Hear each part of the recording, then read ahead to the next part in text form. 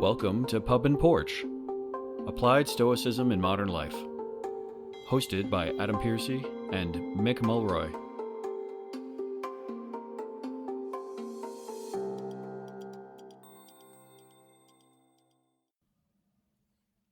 Okay, well, welcome back to Pub and Porch, Applied Stoicism. It's Mick and I again speaking about Stoicism and applying it in daily life. We were just going to jump in today just because it's a big topic, but a good topic. So, Mick, you reached out to me to say that you wanted to talk about Musonius Rufus and his teachings and his lectures and his sort of rules for life. I can't remember if he called them rules or lessons for life, but we were going to talk about Musonius today, and I think it's it's a very good topic because when we talk about the usual Stoic writings, there are usually three big ones, right? Which is writings of Marcus and Seneca and Epictetus. But Musonius Rufus is sort of he's a progenitor to Epictetus because he was Epictetus' teacher, right? So tell me a little bit about what you know and why you brought that up today. And on that last point, Ed, I mean, that's a really important part of philosophy, right? So Socrates was the student of Plato, Plato the student of Aristotle, Alexander the Great the student of Aristotle. So it's important to point that out, that he was actually the teacher of Epictetus. But for me, he's always been a fascination because he takes the philosophy of Stoicism, which is a very practical philosophy, if you ask me, hence why we have the title includes applied stoicism. But what I just call the rules of Rufus growing up is it's very practical, right? He, of course, says, what's important in life is not material wealth or the car you drive or the house you live in, but the virtues you live by. Um, Essentially, every Stoic says that. But he also says it really doesn't matter how much, you talk about it so much, So Adam and Mick, if you're just talking on podcasts about it, but then you turn around and walk off and don't practice them, what's the point, right? So there's a practical application that I think every Stoic certainly wants to adhere to, aspires to. But then he gets really practical on things at the time. I mean, he was born, I think, around 20 AD or whatever we're calling that now. And died around 100 AD. So he's 80. That gives you an indication that a lot of his rules to live by may have been way ahead of his time. If somebody lived 80 years, right? If I'm doing my marine math correctly, that's pretty impressive back, 2000, almost 2000 years ago. A lot of the things he advocated all now have titles, right? So intermediate fasting, minimalism, um, ice baths, if you will. I don't know if that's a title of something, but he did advocate for all the. I'm sure you do that up in Canada. To be frank, I saw one of my Canadian friends send me a meme, not to get sidetracked, of the birth of a Canadian, and he's busting out of a frozen lake, and he's already in Yeah. hockey gear, right? But my point being is, like, he advocated for simple living, having just what you need, which, in modern talk would be minimalism, which I think is a great concept. Um, Simpleness in food, certainly no gluttony. That's part of self discipline. Physically, what we would call functional fitness in the military. He really pushed for you to push yourself physically, whether it's running up a mountain or swinging an axe, to chop wood. He said he actually highlighted that it should be practical. So not about, going to the gym and look at yourself in the mirror, because all you do is, do curls or whatever. He says you should push yourself physically to be prepared for hardship, but essentially it should be functional. So there's a big movement now not to just sit in the gym and do endless amounts of repetitions to get larger, but to be like a CrossFit type thing. And I'm not pushing CrossFit, but um, because it's functional, right? Jumping, climbing a rope, um, swinging a hammer. These are all things that or actual combat sports, right? Those are very practical, and not to push boxing every time I sit on the Stoic podcast, but these are very practical applications of physical fitness. He pushed this again a couple almost 2,000 years ago, and now it's almost like people are just realizing how helpful they are. So, to start with, I think it's important to point out that he almost lays out, rules for society, even. Like if Stoicism was gonna be truly the cosmopolitan, universal citizen concept that Zeno and many others aspired to, then I would say the rules for Rufus add a great deal to how that could be. I mean, even went into hygiene. Like you have a responsibility to be groomed and hygienic, just because you're part of society, and that's just the way it is, right? So, anyway, I'll stop there. I'd like to hear what you think about Gaius Musonius Rufus, the Roman Socrates. I think is what his nickname was, or is now for us Yeah. Stoics. Yeah, I've heard that name attributed to him as well. So I mean, there's the simple part of it I think, which is like we talk about how great Epictetus is, but he's ultimately Epictetus does not become who he is without this person, right?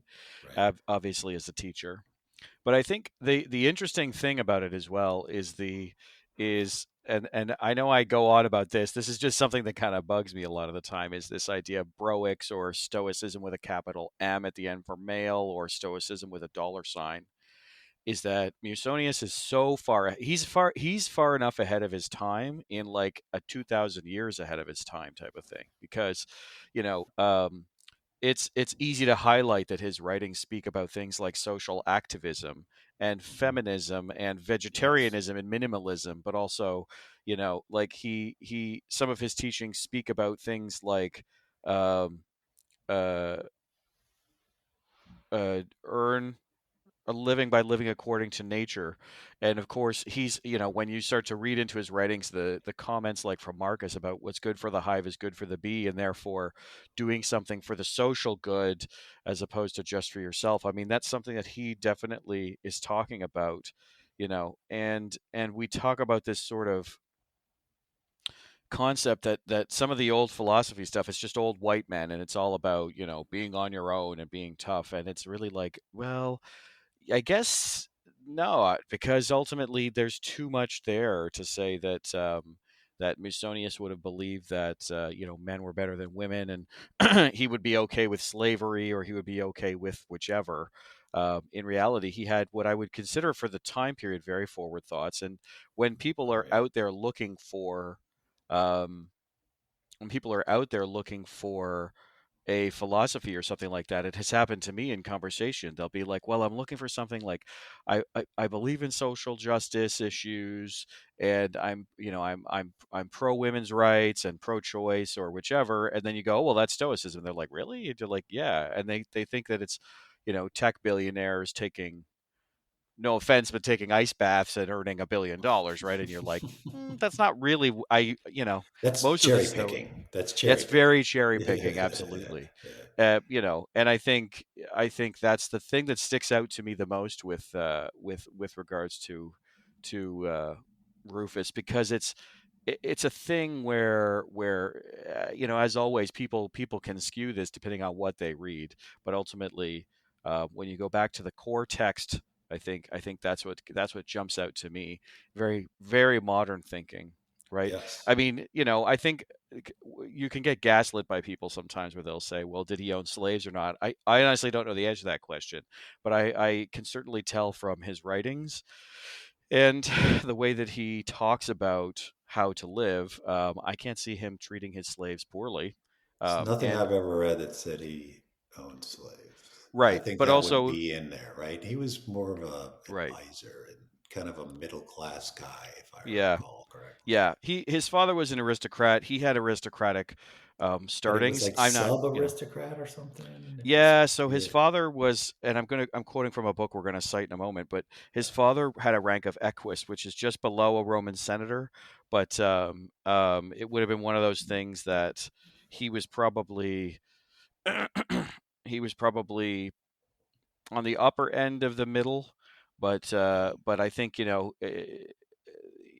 and some people would say, oh well, obviously it's some sort of nepotism or whatever, and I would not disagree that that's possible, but at the same time, it seems like he was making a choice to kind of go against what I think a lot of his compatriots at that sort of level in society would have oh said. yeah, But yeah. that's what I And like you find it. said, there's Go ahead. 2 lectures in the book you're citing, Adam, that Yeah. just talk about the equality of men and women. Yes. Which I So mean, Google it. There's that doesn't even exist in many, maybe even a majority of countries today. For him to be talking about that at the time of Roman emperors, yeah. um, where women were not expected to be anywhere near equal, was Yeah. revolutionary. So that's an Yeah. important point that you can't just point out the ice baths in the, you know, CrossFit or whatever you want to, or Yeah. intermittent Yeah. fasting, and then not point out that Stoicism is part of it, but Stoicism is also egalitarian. It is equal rights, Yes. not just for men and women, but for everybody. Yeah. Race and ethnic group and all that. Right. And I would assume sexual orientation. Yeah. We could have a whole discussion on that, but I sexual mean, orientation changed a lot from when Stoicism started to where yeah. we are today. Yeah. And I would say in a regressive way, Yeah. at least acceptance of it. Yeah, I mean, if you look at the like, and I will speak to that. My family has a huge part of my family is LGBTQ, and I think it's interesting to think because people kind of look back at this and so many people I hear use the things like traditional values, and in reality, when you go back to Musonia's time, there wasn't really a sexual orientation discussion. It was sort of a I've always sort of, when I describe my own political ideas, I sometimes describe myself as Roman, which is like, don't hurt anyone, pay your taxes and vote, right? Like, don't break the law, don't hurt anyone, pay your taxes and vote, and that's sort of how the Romans viewed it. And so it didn't matter if you who your relationships were with, right? It was very common for even high-ranking, well, even emperors, right, to Mm-hmm. never marry and to proceed their line through adoption and to have homosexual partners, right? And so and it's funny because Musonius doesn't really talk about that. He talks about a gender, right, in terms of men and women are equal, but he doesn't talk about, I think, sexual orientation because probably to him it would have been whatever, right? That's Because that's probably kind the of how that case, was, right? Yeah. right? Like he talked about the Yeah. female male inequality because Yeah. it probably was an issue. I think we can safely say it was an issue, Yeah. but he didn't feel a need to talk about the acceptance of people who aren't in a heterosexual relationship, probably because it wasn't an issue. Right. Happy to hear if somebody correct us on that. Sure. Yeah, Absolutely. But I think at the same time, there's so much of this philosophy which is literally like you control yourself, you control what you do, you need to treat others well, right? So yeah, he doesn't say you need to be nice to persons of different sexual orientations than you are, but when he's talking about treating everyone well, it would be cherry picking to say that he's talking about straight white men being treated well. He's talking about everyone, and you really do get that from what he's talking about, which we look at that as a modern thing in the sense of like the creation of civil rights, the creation of constitutions. And like Canada has a constitution, the US has a constitution, there's civil rights present in both of those. But in fact, the Roman period that Musonius was living in had a constitution, had rights, and had in some ways more freedoms, but also less freedoms depending on how you're looking at it. And I well, think that's what I see is his the modernism to him that we would see today. And then there's this big gap in time of sort of the dark ages where it's repression and and really nasty stuff going on in the world. So that's what I see when right. I look at him, and I think it's important for us to speak about him because I think if the first three I mentioned, Epictetus, Marcus, and Seneca, are pillars, Musonius rapidly becomes a fourth pillar. You know what I mean? Like that, he's Yeah. one of those ones that's not talked about enough, I think. But also, if someone's read the first big three, looking for another one, you kind of go, well, Oh yeah. he's an easy step because it's like when we read Marcus or we read this Epictetus, and then you learn that the Stoics viewed Socrates as a progenitor. You go back and you say, I should read Socrates, right? Which, Oh yeah. not that you can read him, but read things written Yeah. about Read him, right? about it. Yeah. Yeah, Like and the I think Godfather that's of Stoicism is the way it was always taught to me. absolutely, and that's what I was always taught, right? And so I think that's really important is to think about it this way. So, but I mean, so the other thing I will say, because sorry, I'm talking a lot on this, but the other thing I would say is the thing I like about Musonius is he is a lot more complete. We have the meditations from Marcus, and we have the handbook and the discourses from Epictetus, and we have Seneca's letters. Musonius is also very complete. There's a bunch of stuff from um, we know that gets cited by different writers that is now in fragments or lost to time by us. Mm-hmm. So when you look at Musonius, it is quite a complete set of. I'm not sure that I could say it's complete. I don't know enough about that, but it seems very complete in the sense of his lectures are complete. They're not fragments. We're not trying to piece it together from, and then sort of draw conclusions from it. And so that's the thing I think that I like to lean on for people as well is it's a complete text in the sense of you can read it and it's all there. Sometimes you read Marcus and he makes reference. Well, there's a part we know that Marcus makes reference, for example, to plays written by I can't remember who it was that don't exist anymore, and so we get the reference in the sense of we know what he's trying to reference, but I don't know what that play said, and I'll never Mm-hmm. know. You know what I mean? Right. So, and that's sort of a challenge. I think So, most of what we know about Rufus, just a shorthand him here, is lectures, notes from his lectures from his students. hmm Like I think it's Lucius's. If, I'm reaching pretty deep back. I know we have the book, and I have been reading this again. So, um, and yeah, you've we met should. him, right?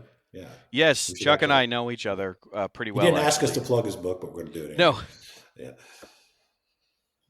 yeah. This So is Stoic Lessons, yes, Musonius Rufus, complete work by Dr. Chuck Tra- Chakrapani. Chakrapani. Yeah. Chakrapani, right? Yep. That it? Exactly. Very Yeah, good. Highly recommend it. And he's I a do highly yeah. recommend it. It's an interesting book as well because he breaks it down well, and this is where I know we should talk about this quickly, and then we'll get really deep into Rufus's. He breaks it down well. So what he doesn't do, it's what it is not is a direct copy of the lectures. What it is Right. it's like a read along. I can't remember how to say this, and if you have a better word for this, is great. But it's like a it gives you like for example for lecture one clear proof is better than many repetitive ones. The key ideas in the lecture are summarized in 3 points, and then there's context given and some good talking points. Now he's citing the work, he's citing Yeah. the source material, so he's not just coming up with this on his own. But it's an interest. I found this to be very helpful when reading it, just because it's like a I'm trying to think of what to call it. It's like a lesson book that goes alongside the lectures. Now, it's important when we talk about this, though, that these aren't the lectures 100%. So Right. I'd love to get a quick a view from you on something. I prompted you on this before we were talking, which was I get a lot of questions from people where they're like, do I go to the originals or do I read new people like Donald and Chuck and Donald Robertson and Chuck Rapani and Ryan Holiday, for example? What's your view on that? So what I've seen growing up with philosophy is when you tell people just go read like Meditations because that's the book everybody's or the work I should say that everybody's familiar with. So that's not necessarily a great piece of advice. And why I say that, if they get the wrong one and it's hard to read and they don't really understand that he didn't write it with the intent for it to be a book, he wrote it as, basically journaling to himself. Um, at least I've had some feedback where it's like, I didn't really understand what you're saying, so I stopped reading it. So I think the whole point is to actually learn the philosophy and see if it's, for you. So I highly recommend starting with books that put it into modern understanding. And then when you understand the concepts that they're trying to get out, and it's easier, quite frankly, than Old English or whatever. I mean, I have a copy downstairs. It was 1880 of Meditations. Like I can't read it because it'd fall apart. But if I did, I probably would be like, I don't really understand what this guy's trying to say, because it's just written in a different, which is totally different than when he wrote it in, right? So my point being is, I think it's more important to understand first by reading, like Ryan, who's a friend of mine, and Donald, who are friends of both of ours, but then I'd also go back and start really diving deep into the original once you get the broad concept, right? Uh, that's my recommendation. That's what I recommend to most people is read it to the point where you understand, and my dad used to speak uh, ancient Greek, Latin, and he would tell me, if you go and if you actually know the original language well enough, which most people don't, it's worth reading it in that, because so much is lost in translation. I mean, it's a cliche for a reason. Um, but unless you plan on really like completely dedicating and learning, original texts and all these things like that, I think it's better to learn in a modern way, and then to dive deeper into the original text once you understand when somebody is really giving you uh, that concept. Yeah, and I tend to agree with that. I mean, we know for a fact with meditations that everyone has one they like, a version of it, and it's not that they're all fundamentally different. It's that they are all written with different intentions in mind. So Robin Waterfield wrote a meditations recently that was much. It was probably much more correct to the meaning of the words of it, but it wasn't, for example, like the version of meditations that Ryan Holiday talks about, which I think it's George Strong. I can't remember who it is, but that one is written more to be read. So it's much more lyrical in the sense of the sentences flow nicely and it's written nicely and you can read it like a book more. And Mm-hmm. so in that circumstance, I would say, Now, which you one have was to that? find. I don't remember who was the author of the second of the Ryan Holiday one, but if you're on Ryan Holiday, sorry, we'll tout for everybody today. If you're on Ryan Holiday's Painted Porch, a bookstore website, the Yeah. meditations that he carries is the one that I believe is his favorite, and that one is written more to be more. I call it lyrical in the sense of it really reads well. It's not got all these, I guess, fancy or old time terms. It's very modernized, and it's very easy to read. It's like that with a lot of those translations, and so I do think working with the modern authors is a good thing because, as you've said, the language just matches with what we're trying to interpret in our own heads. When your father spoke Greek, I'm sure he knew it as a language that you could he would read it like we read English. Do you know what I mean? Where he could Mm-hmm. read it maybe on the page. I didn't, of course, I did not know your father, but that's the way I think it is when someone can speak that language. But since we can't speak that language and someone's interpreting it for you, you're trying to do the math in your head basically of how this all fits together. And I don't know that that is an easy thing for people to do. And I think many people look at these philosophy schools that are older and they struggle with those initial what we call some people call them infection vectors. That's a kind of a gross term, but people struggle with that first step into it, and then it turns them off. And so, yes, I do generally say, Donald, who is a friend of both of ours, Ryan, who you know fairly well, Chuck, Massimo Pigliucci, I and don't know Chuck. Sellers, and all of those, like ones that we've all dealt with. No Those are sellers. Yeah. modern people interpreting them for others, and I think And they're that's doing good. I think, a great service. I think so. You know. Yeah, I think so. But also, I think just on one point about Stoicism, I think we are meant to be a philosophy that is spoken about. We the name of the podcast being Pub and Porch is because it's about the in the street, in the pub conversation that you have, and these authors like Donald and Ryan. It feels very conversational with them, and that's intentional because Mm-hmm. we intend to talk about this and have discourse on it. And I think that's why I tell people to try that out. I've had a lot of people who actually the first thing they saw was Verissimus, the graphic novel Donald Robertson did, and Yeah, people would think, well, that's a which is comic a book. nickname for Aurelius. Right, exactly. So let everybody And know that doesn't. right, and it's a comic book essentially. It's a graphic novel, but I have a lot of people that read that and were like, "Holy cow, this is great. Where can I find more?" And then you hear they read the first meditations for the first time and you go, "Oh, Right. okay. You're fine now. Be free," right? Yeah, So, and that's the genesis of the philosophy, right? So if you yeah. go, and I'm in advisor for Plato's Academy Center, Yeah. which is awesome, and they know where it was. It's a dog park right now, so they're gonna excavate and set it up for the Yeah. grandeur it should be. But most philosophies are in the ivy towers, right? Whereas Stoicism, it's a stoa, it's a porch, hence part of our name. It's they just met on the porch, and lots of times they just walk around Athens. There's mountains at Ring Athens. I lived there for 3 years, Yeah. and just talk philosophy. It was talked in the streets, right? It's really how Socrates did it.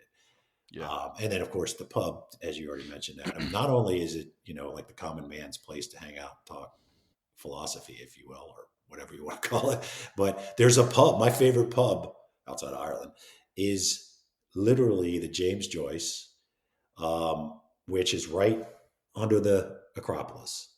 And they found the Stoa, and they had to actually remove a tavern. And it's literally steps from the door of the James Joyce.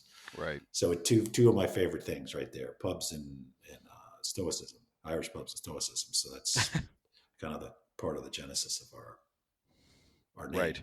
So if you ever take your pilgrimage to, which you should, because it's already being excavated. You could already see the porch. If you could already see the things that were around it, Yeah. and I'm sure they're going to do a great job. And it's hopefully they'll have a museum, associated with it. But you could have a pint at the James Joyce Distillery right there, which is also one of the greatest writers in history. But Well, that sounds so. Funny thing for listeners of the podcast, Mick and I have never met each other in person, oddly enough. So who knows? Maybe the first time we meet will be at the Joyce in Athens. My partner and I are both deep into classical history and archaeology. She actually has done archaeological digs in the classical world. oh, really? Modern now, she didn't travel back in time. Yeah, Um, she should yeah, and volunteer for that. That would be yeah, really so cool. it's Maybe one of she can those get us things an where artifact. we're going back to Athens. Let's call it that. So it'll be fun. So getting Yeah. back to Rufus, though, I think um, there's two key parts, and Chuck's book talks about this, right? And I'm really glad we cited that because that was a big preparatory work for me for today, and I think for you as well. So in Chuck's book, there's basically two portions of it, right? There's the there's the teachings essentially, which are the essential things that he has sort of always repeated or talked about throughout his philosophy. And then there's the actual lectures, which is there are 21 lectures shown in Chuck's book, everything from uh, uh, men and women are equal down to what type of hairstyling is best, which which I, I got to be honest, I'm not there yet. I haven't read that one yet, but so there's those two parts of it. But I think that's where I do like Chuck's book is that he you can take the essential teachings out and learn those, and there's about 12 there's 12 of those, right, listed by Chuck, and then there's another 21 lectures on top of that to read, and the lectures I do think are good as well. But maybe we should focus on the teachings first because the lectures are even in their own world. They're their own kind of not we're debating, but it's their own discussion topic, I would say. But in terms of the teachings of Rufus and how we could use those things today, I think that's really important. Um, so let's take a look at it's chapter 2 in Chuck's books, but it's the essential teachings, which is um, the 12 that Musonius Rufus had. So I guess first and foremost, we'll start with number 1. In arguments, clarity is essential. We don't need arguments to prove the same point. We need clarity of the proof. We need to be clear about what we're discussing. Proof should be derived from what we know to establish what we don't know, and likewise, we don't need any precepts to guide us. Essential ones will do. So if we look at that, for example, I think when I look at that, and I work in the engineering world, I get into a lot of debates with engineers about how stuff's supposed to work or not work, and what's wrong and what's right. And I think it's important to say that uh, Musonius here is trying to say, and especially in the day that in the day-to-day world we have today, where there's a lot of things like misinformation and stuff like that going around. A This is lot. in some ways, this is a key rule, because it's like stop worrying about how to argue things. Worry about the fact, the clarity of the truth of what's actually being discussed. Mhm. What do you think? Yeah, I think. I mean, I think Socrates talked about this. What did he call the people that basically were really good at arguments but didn't? Sophists. Sophist, yes, but it didn't really matter. I mean, they were. It wasn't about the substance, right? I think what Rufus is pointing out is it's a debate should be about getting to the truth. So it's not about just repeating your own preconceived notions or winning an argument, right? So it's like the concept would be we both go into it trying to reason through the facts we know to get to a conclusion, but not going in as adversaries necessarily. I mean, we could disagree. I'm not saying that everybody has to agree, but the point is to get to the truth. And if you're already decided the truth before the discussion, then you're not going to come off it. You're going to be like an attorney arguing for his client, right or wrong. Um, that doesn't lead to good in the advancement of knowledge, I guess, you know, the whole wisdom component. It would be, and that's why I think, Yeah. what I was always taught is wisdom isn't just about knowing a lot of facts. Wisdom is about the ability to change your mind, right? So that if you go, oh, I never thought about it that way. Like if you never do that, then you really need to up your game on the wisdom side. Because there's no way that every preconceived notion you've ever had is correct. There's a 0% chance that's true. So, and you can't be an expert at everything, even if you read it on Facebook. So you should be able to go, oh, I didn't think that. I did not know that. You're right. I I Yeah. I, I come to a different conclusion now. And you should be able to talk with people, including your spouse, and actually go into it with like, I don't know where this is going to lead, but whether it's a big decision, buy a house, whatever. Where you don't go in there with like, this is where I want to get to, and by God, I'm just going to cherry pick the facts to get there. A smart Hmm. person would be like, I don't know where this is going to end up, so let's look at all the facts and it gets to where it gets to. I think Right. that's part of what Rufus is trying to say, and it's Right. really not done in modern society. At least in my view of it, people tend to go into any discussions with an agenda on where the conclusion is, right? The old adage by one of the senators from Monahan, I think it was here. Everybody's entitled to their own opinion, but not their own facts. Um, Yeah. yeah, that's what I think he's getting at. Yeah, and I think that last part is a really key point here, right? Which is that the clarity of the data is really important, right? To use more of an engineering style way of saying it. We so much in the world today, you're limited to 140 characters or a 30-second sound bite, or um, uh, a quick clip on the radio. And that, I'm not saying those things are all bad. They're not bad. People are trying to distill this down to something that can be ingested quickly, right? But the challenge is that when you're so worried about sounding like you know the most, or winning an argument as opposed to working with the correct information, I think that's where we struggle today. I honestly believe that. And this is an interesting thread from Musonius that goes all the way back to Socrates, where you're basic, like the Socratic method of like come up with a premise and find out whether it's right or not. Don't come up with a premise and say it's right and then prove it. Mm-hmm. That's very backwards, right? Yes. So yeah, and this is where I think what I would hope the reader would listen to as we talk about some of these is the fact that the these are 2,000 years old and still poignant today, right? We get to this point where people will be like, well, what would someone in a toga know about what we need to speak about today? And I think Well, it's all the same. Some of today that's happening, some things happening today are very much echoed from 2,000 years ago. Um, and I think that's a key point for me. Anyways, I won't get into that because that's a whole other debate.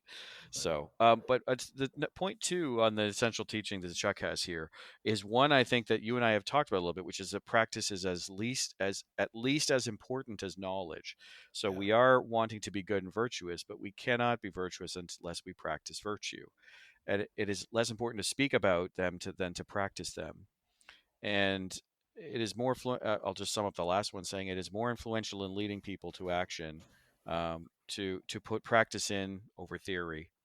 And you and I both lead very applied lives, right? I think I Hmm. would say that. I know your work with Lobo is one Yes. where I have received text messages from you from probably the back of a C-17 or something like that, right? And I live in a world where I am working directly with a space program, and we are making decisions that are going to shape the next phase of the human exploration activity that's going on right now, right? So it is something where you have to apply it, you have to put it into practice. So when someone hears that, like what are you hoping that they take away from a point like that? Talk is cheap, right? I mean, obviously, people talk about stoicism. It's. I mean, we have a podcast about it.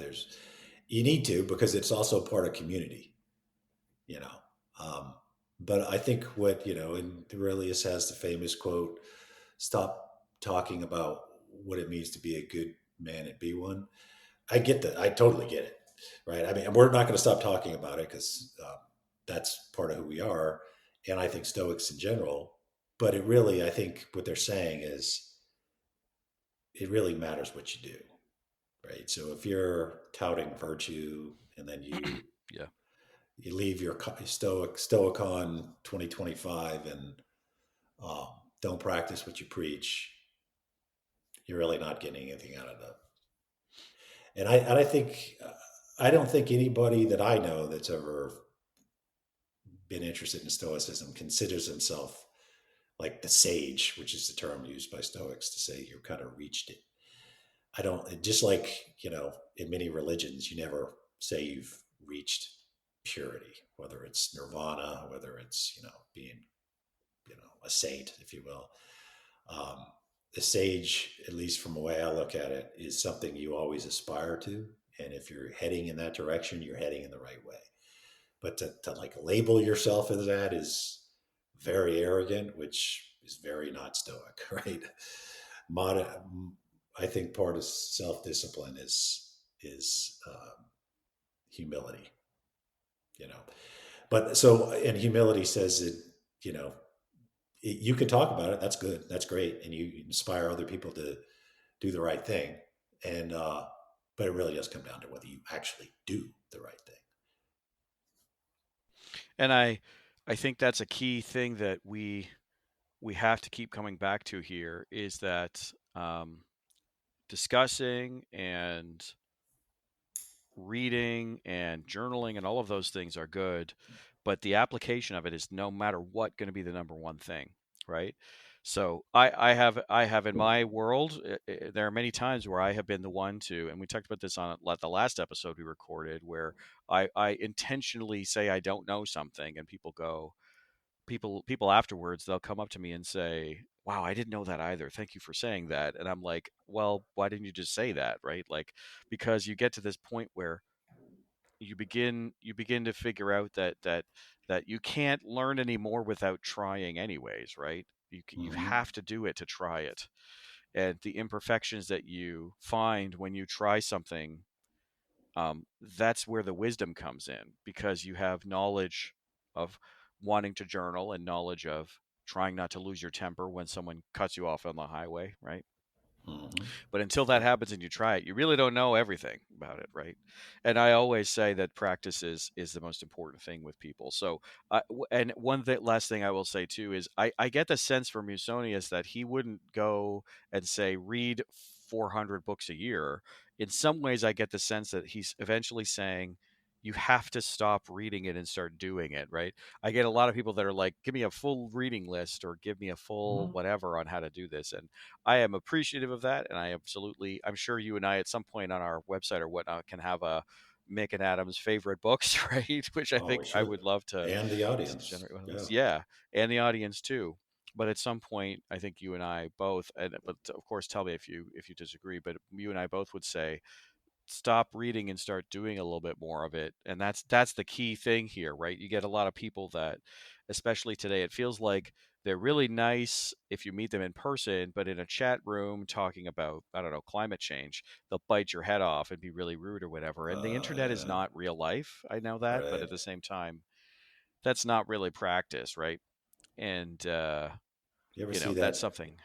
that video of the two dogs like looking like they're going to rip each other to shreds, and then the fence in between them is like an electric fence, so Yeah. it moves open, so they're now looking face to face, and they completely stop barking, Yeah. and Yeah. they wait Yeah. for it to shut again before they Yeah. go like full.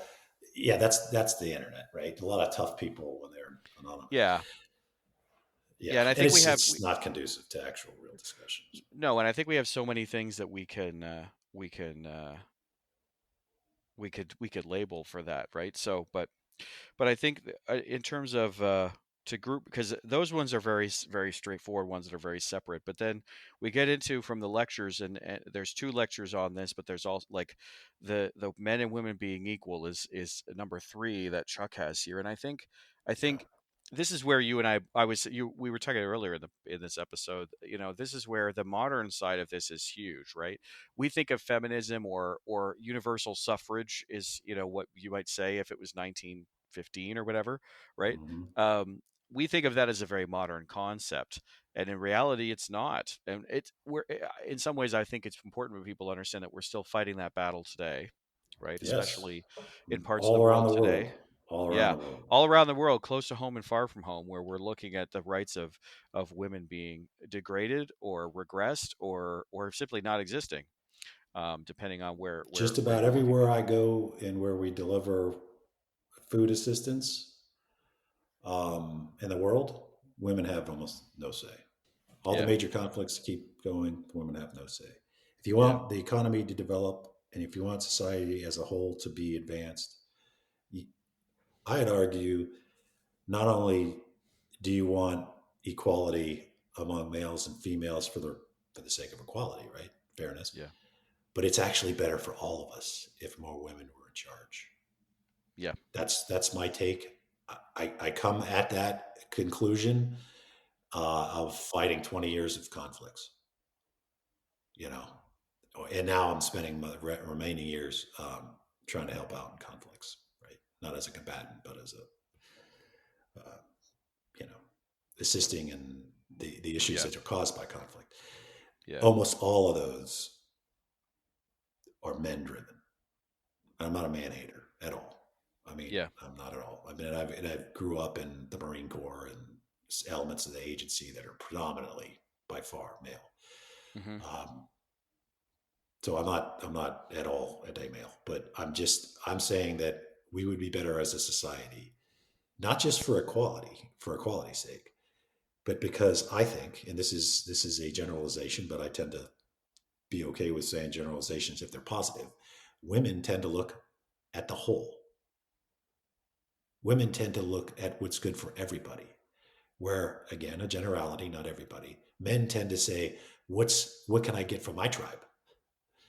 Yeah, Right? What can I do to defend my tribe? That's a good thing. What can I do to, go get something from another tribe? It's innate. It's how we evolved. yeah, I'm not saying we can't break our evolution, but I think that we would all and I like to hear, call me out on this. I've said this yeah, before in places and people have disagree with me, but I think women in general think of the whole. They think of society. They will worry about every kid, not just their kid or their kids in their tribe. And we would be better off as a society if we actively promoted not just you know women having equal access to education, but actually being in position of leadership. So there, yeah, I threw that down. Bring it yeah. on. Totally. Oh no, Broics. I'm with you on that one. So it's funny, right? Because you and I both work in very Yeah, male-dominated fields, engineering and military yeah. operations type stuff. And what's interesting for me is that I have been very lucky to lead teams that are 50% women, and uh, I have also been lucky enough in the current role I work with in the space program where every level of management above me was a woman from until it hit the president slash CEO, and it was a very positive experience overall because it just gives you that different opinion on stuff, right? Like the way I would put it to any tech person out there, when you're hiring somebody who knows C sharp really well and Java, but then you hire someone else to who knows like Ruby, for example, which is another programming language, Hmm. you are bringing that person in to bring in a different viewpoint. And I would say it's very much the same way for bringing in people of different genders, different ethnic backgrounds, etc. You're bringing in new viewpoints, and my world is nothing more than improved by those things being brought forward and to the front so that people we do have those differences of opinion. So I always urge that to be the case. So I'm very much with you on that one.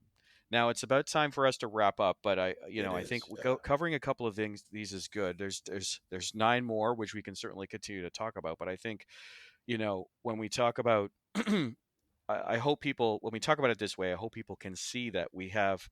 Yes, it's 2,000 years old, but it is applicable now, and when it just causes you to think about it, so you can try and use it in your own day to day, and that's the way I Yeah. look at it. So, what do you Absolutely. think for closing thoughts, Mick? Well, I say we pick up on going down the list Yeah. uh, next episode, and I would ask the Okay. audience a couple of things. Obviously, any comments on what we're talking about, any essays that they'd like to go dive deeper on, and also the books that they found to be very helpful. Right, Yeah. this is supposed to be a community we're creating here, right? Yeah. So if they've found a book that's written by, and so we're not just plugging our friends, even though I think our friends have Yeah. really good books, but Yeah.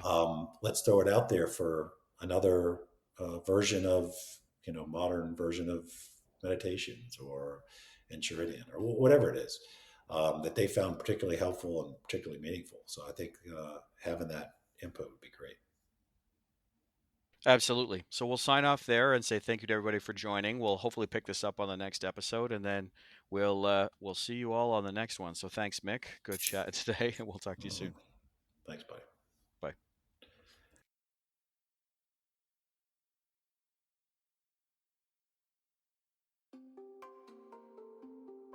Thank you for listening to the Pup and Porch podcast. If you'd like to find out more about the podcast or its host, head over to pupandporch.com, and you can listen to all our episodes on Spotify, Apple, or whichever platform you prefer. And if you'd like to help out with the podcast, you can find us on Patreon. Drop us an email if you have a comment on any past episode, you have a suggestion for future episodes, or you have an essay on an important topic for Stoicism. Send it to us, and then we can be reached at info@pupandporch.com. Today's music was provided by bensound.com. Until next time, Pup and Porch out.